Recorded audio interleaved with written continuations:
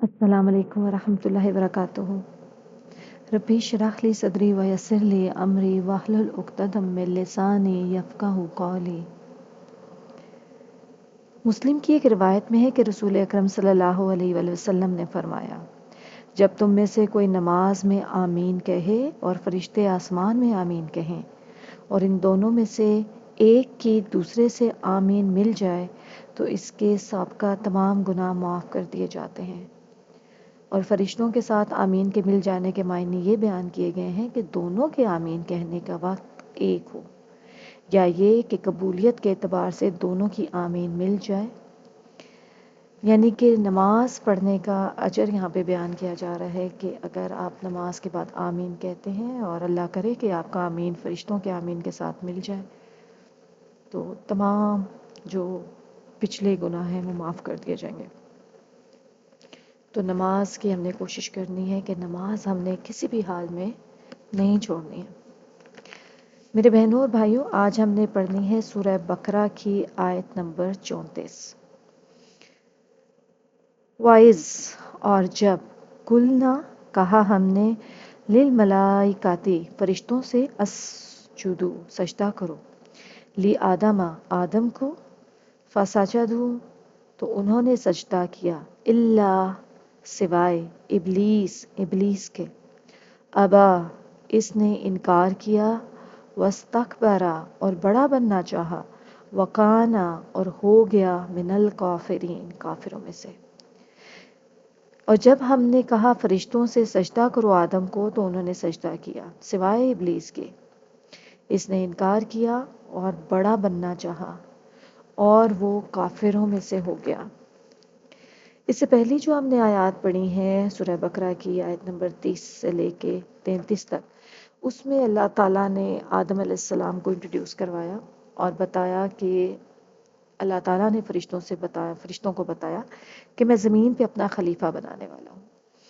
تو فرشتوں کے دل میں یہ بات آئی کہ اللہ تعالیٰ زمین میں ایک ایسی مخلوق کیوں پیدا کرنا چاہتے ہیں جو زمین میں فساد پیدا کرے اور خون خرابہ کرے، اور دوسری بات کہ اگر اللہ تعالیٰ کو عبادت مقصود ہے تو ہم تو وہ مخلوق ہیں جو صبح شام اللہ کی تسبیح بیان کرتے ہیں اور پاکی بیان کرتے ہیں اور اس کی عبادت کرتے ہیں۔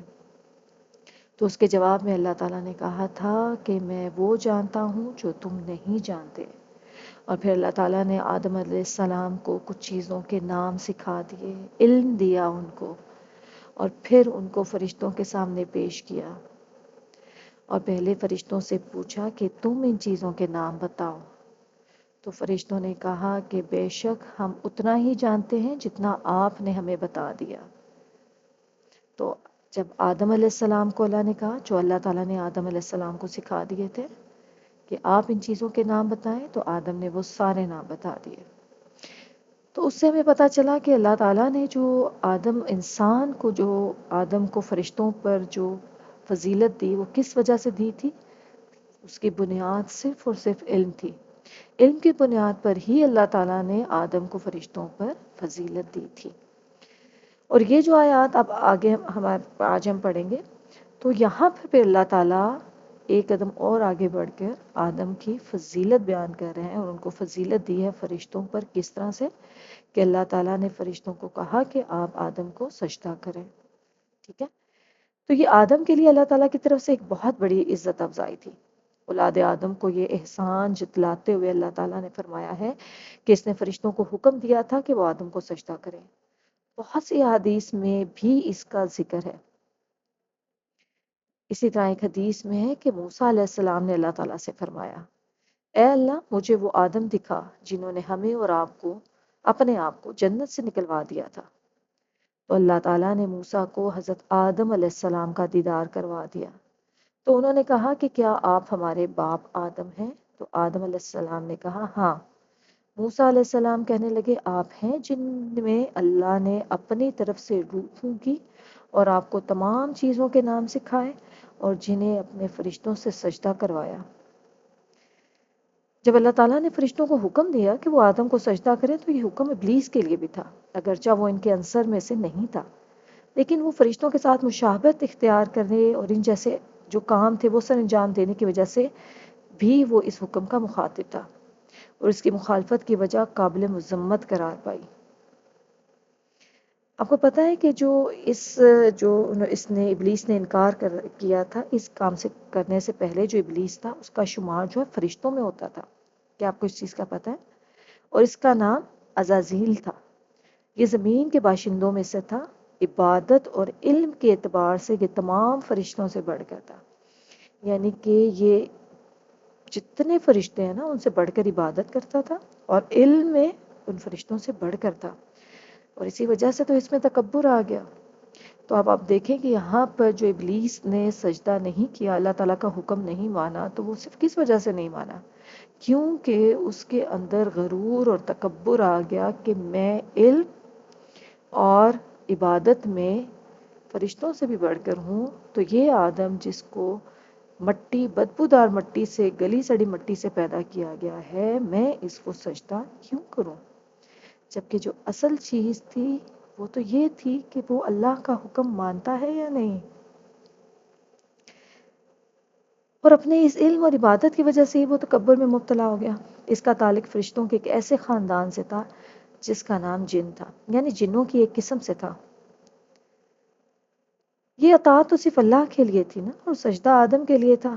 اللہ تعالیٰ نے آدم کو عزت بخشی کہ اپنے فرشتوں سے انہیں سجدہ کروایا۔ اب پھر سوال یہ پہنچتا ہے کہ کیا یہ تعظیمی سجدہ ہے، اور کیا تعظیمی سجدہ جائز ہے؟ بعض لوگوں نے کہا ہے کہ یہ سجدہ اسلام و اکرام تھا، جیسے کہ اللہ تعالیٰ نے فرمایا سورہ یوسف آیت نمبر 100 میں، اور اپنے والدین کو تخت پر بٹھایا اور سب یوسف کے آگے سجدے میں گر پڑے، اور اس وقت یوسف نے کہا ابا جان، یہ میرے اس خواب کی تعبیر ہے جو میں نے پہلے دیکھا تھا، میرے پروردگار نے اسے سچ کر دیا۔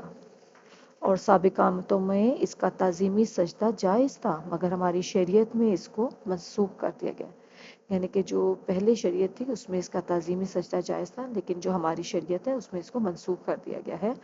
اور حضرت معاذ رضی اللہ عنہ فرماتے ہیں کہ میں جب شام گیا تو میں نے دیکھا کہ وہاں کے لوگ اپنے پیشواؤں اور علماء کو سجدہ کرتے ہیں، تو میں نے عرض کیا اے اللہ کے رسول، آپ تو زیادہ حقدار ہیں کہ آپ کو سجدہ کیا جائے۔ تو آپ نے فرمایا نہیں، اگر میں کسی بشر کو حکم دیتا کہ وہ کسی دوسرے کو سجدہ کرتے تو میں عورت کو حکم دیتا کہ وہ اپنے خاوند کو سجدہ کرے۔ اور یہ کس وجہ سے؟ اپنے آپ پر اس کے حقوق کی برتری کی وجہ سے، صرف حقوق کی برتری کی وجہ سے۔ تو اس آیت میں ہم نے دیکھا کہ سب فرشتوں نے آدم کو سجدہ کیا سوائے ابلیس کے۔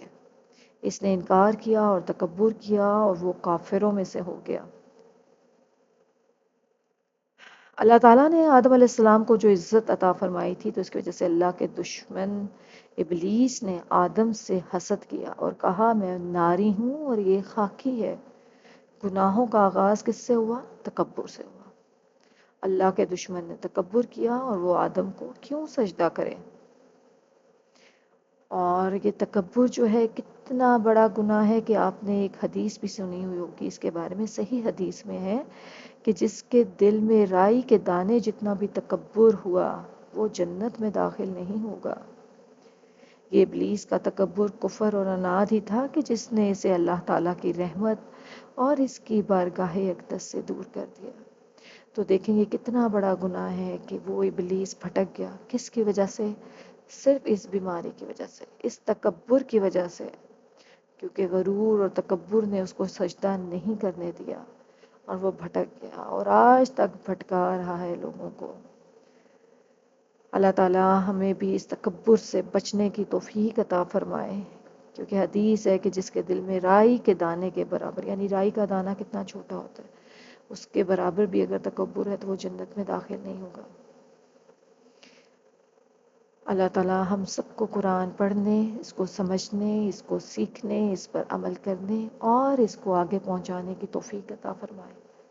آمین ثم آمین۔ السلام علیکم ورحمۃ اللہ وبرکاتہ۔